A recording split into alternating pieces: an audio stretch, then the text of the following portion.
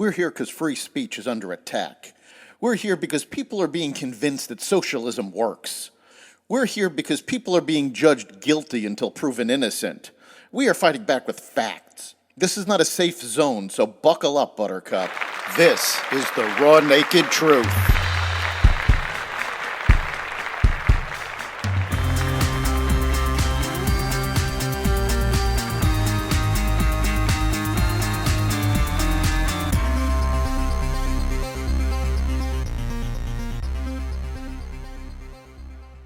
This is the Raw Naked Truth. I'm your host, Eric Lopkin. And today we are talking about infrastructure. Now, more than a month after the bipartisan infrastructure bill passed the Senate, the House finally voted on it. The Squad did not vote for it. They refused to put the American people above their own socialist agenda. Now, several Republicans did step up and vote for it, and they have received endless criticism for it. They've been called Republicans in name only, but they are the true Republicans. Infrastructure was one of the issues that Trump ran on in 2016, and he couldn't get a bill passed because the Democrats did not want to give him a win. Well, now the Republicans are crying the same thing. They didn't want to give Biden a win. Well, guess what? These Republicans, unlike the Squad, put the American people first. Is the bill perfect? Of course not. No bill is. It's a compromise to get the crumbling infrastructure of our country fixed. Republicans have complained that passing the bill gives Biden a win. The truth is, Biden is so far underwater that this doesn't benefit him at all. It also unties it from the Build Back Bullshit socialist bill, giving no Republican or moderate Democrat any reason to vote for that disaster. So, what's actually in the bill? Well, let's take it step by step. There's $110 billion to fix roads, bridges, and major construction projects. This has been needed for a long time, and we're finally getting around to it. There's $66 billion to enhance our passenger and freight rail. Guess what? You know the supply chain problems everybody's complaining about? This is going to go a long way to helping that.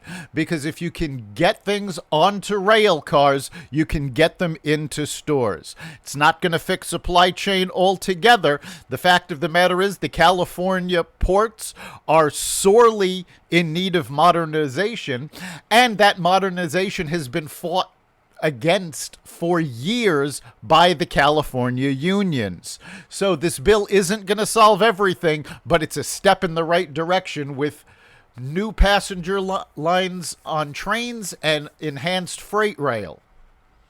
$65 billion is going to go to build out the broadband infrastructure. That's important for small business. Businesses need broadband. Now, this is actually going to hurt the left. Why? Because if you have broadband all over the country, there's no reason to live in liberal-run cities. So this, not only is it a win for business, it's a win for the economy, it's also long-run going to strike at the heart of the liberal strongholds. So this works out well in a lot of ways. There's $55 billion to fix water infrastructure, such as eliminating lead pipes. Okay, these pipes are poisonous. They should have been replaced long ago. This is long overdue. There's $39.2 billion for new public transit. Public transit is important. It helps the lower classes that can't afford cars. It will also help these cities, which is why a lot of Republicans are going, well, do we really want to help liberal-run cities? You do, because, first of all, having public transportation in these cities makes it easier for people to come into the city and not live there. So they can take a train into the city, do whatever they need to do, and then go home. You're talking again about limiting liberal strongholds. There is $47.2 billion for resiliency projects. This is flood and wildlife mitigation, ecosystem restoration, weatherization, and cybersecurity. Essentially, this is going to try to protect the country against fire, against flood, against cyber attack. Again, it's a good thing. We need to do this. We've needed to do this for a long time. Electric vehicle infrastructure, including chargers, there's $7.5 billion put aside for that. Now, that's hit or miss. It's a great way to modernize things, but electric vehicles are not all they're cracked up to be. We'll get to that in a moment. Finally, there's $21 billion to address legacy pollution, including cleaning up brownfields and Superfund sites, reclaiming abandoned mine lands, plugging orphan oil and gas wells.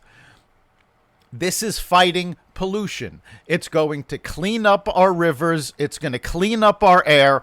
This is a win-win. And let's not forget, a lot of this money, the government doesn't do this by themselves. They hire private companies to do this cleanup, to do the work. So all of this is also going to boost the economy in terms of jobs.